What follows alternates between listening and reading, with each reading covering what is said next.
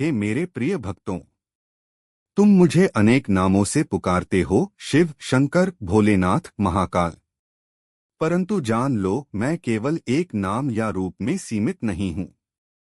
मैं वह शक्ति हूँ जो इस ब्रह्मांड के कण-कण में व्याप्त है। मैं वह शून्य हूँ जहाँ सब समाप्त होता है, और मैं ही वह अनंत हूँ जहाँ से सब प्रारंभ होता है।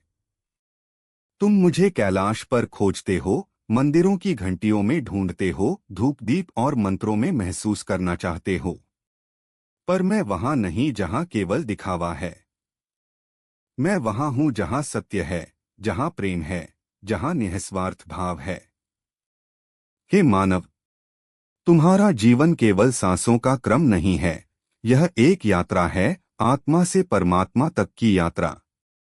तुम जन्म लेते हो, संघर्ष करते हो, दुख सहते हो, पर तुम कभी यह नहीं समझते कि यह सब क्यों हो रहा है। तुम्हारे हर प्रश्न का उत्तर तुम्हारे भीतर ही है, पर तुम बाहर की दुनिया में इतना खो जाते हो कि अपने भीतर झांकना ही भूल जाते हो। मैंने इस सृष्टि को केवल देखने के लिए नहीं बनाया, बल्कि समझने के लिए बनाया है।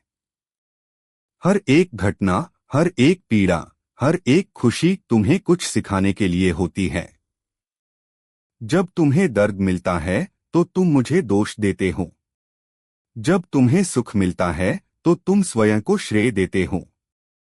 यह मनुष्य का स्वभाव है, परंतु यही तुम्हारी सबसे बड़ी भूल भी है। हे मेरे भक्त, कर्म ही तुम्हारा सच्चा धर्म है।